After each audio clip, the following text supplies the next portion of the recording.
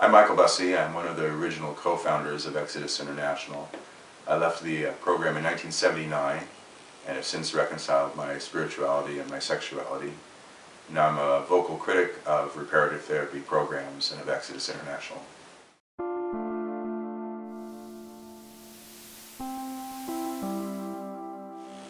Okay, do you want to talk about the hate crime?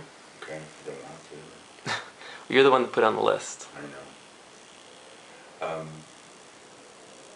In June of 2002, I was a victim of a hate crime.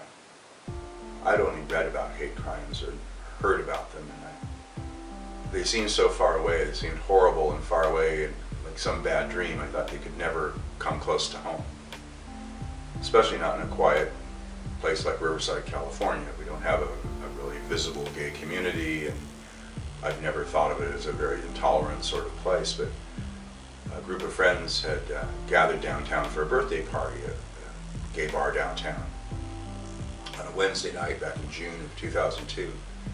And it was about midnight, and we decided that it was time to go because the next day was a work day. And we stepped out into the parking lot, went through the back gate, and we were standing at our van looking at some pictures we had taken of a hiking trip to Joshua Tree National Monument. And just minding our own business, not interacting with anybody, and I suddenly became aware of some motion coming my way very quickly, and I looked up to see a guy with his fist upraised coming down at me, and before I could react, he punched me real hard in the jaw and just sent me spinning. And I thought, oh my God, we're under attack.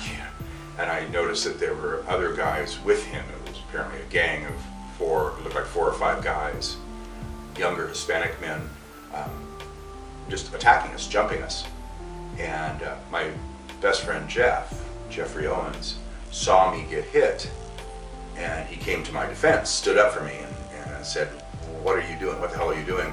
Leave him alone. What's your problem? And they started yelling anti-gay slurs at us, calling us fags and things like that. And it was surrealistic. I really couldn't believe it was happening. And they punched us and knocked Jeffrey to the ground, and I kept yelling and trying to get Jeffrey to get in the van because he was determined he was going to defend me. They knocked him to the ground, kicked him, beat him repeatedly, and then ran off. And I thought, oh my God, we've just been victims of a gay bashing. Apparently these kids, and they were 18, 19, 24-year-old, in that range, had been drinking at a bar next to the gay bar, and were looking for gays to beat up. I guess that was something they liked to do. They drove off, and we got in our car and started to drive home. I got a call on my cell phone, and it was from my friend saying, don't meet us at the house, meet us at the hospital. I thought, why are we going to the hospital? Why are we going to meet you guys at the hospital? And he said, well, little Jeff's been stabbed. I thought, what? And he said, yeah, he's bleeding really badly. And my friend Chris, who was with me, said, Mike, lift up your shirt. I said, what? He said, lift up your shirt. And so I lifted it up. He said, Mike, you've been stabbed too. And you'd think you'd know if you'd been stabbed in the back. You'd think you'd feel that. I knew we had been punched and beat pretty badly, but I didn't know we'd been stabbed. We got to the hospital, and they had already taken Jeff into surgery. He had been stabbed 5 times in the back, and had lost about half of his blood volume. He had bled internally, and luckily I wasn't seriously injured. My right lung had been pierced, but I was okay. But he bled to death of his wounds.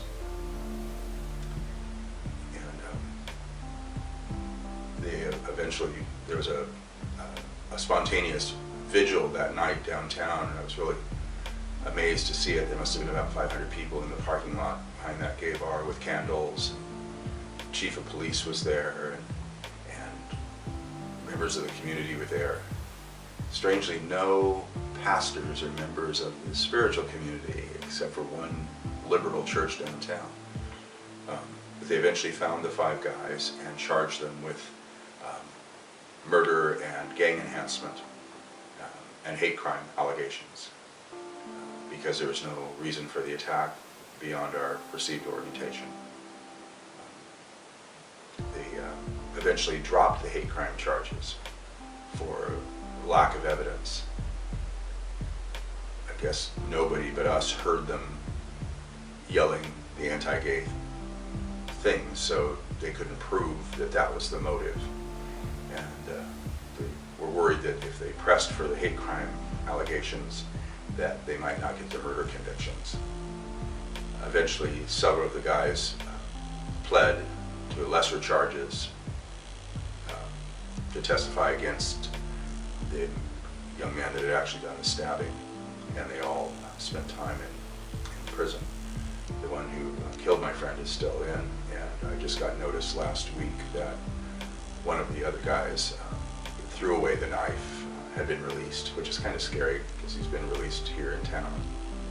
And I'm kind of a public person, and it worries me. I had nightmares for weeks and weeks after of being beaten, stabbed, all the symptoms of post-traumatic stress disorder.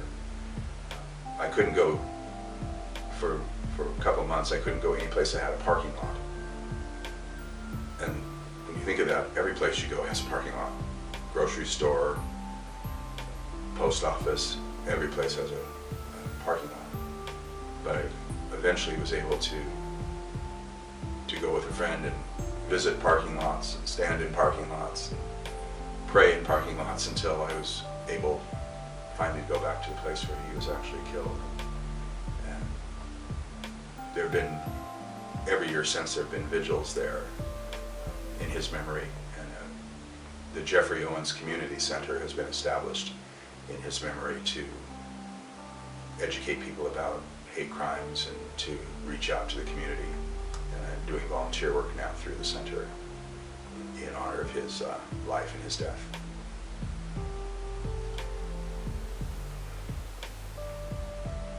Very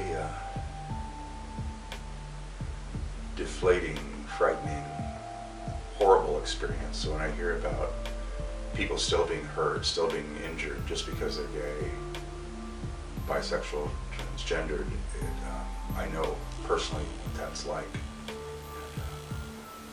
pray for the day when that kind of hatred comes to an end.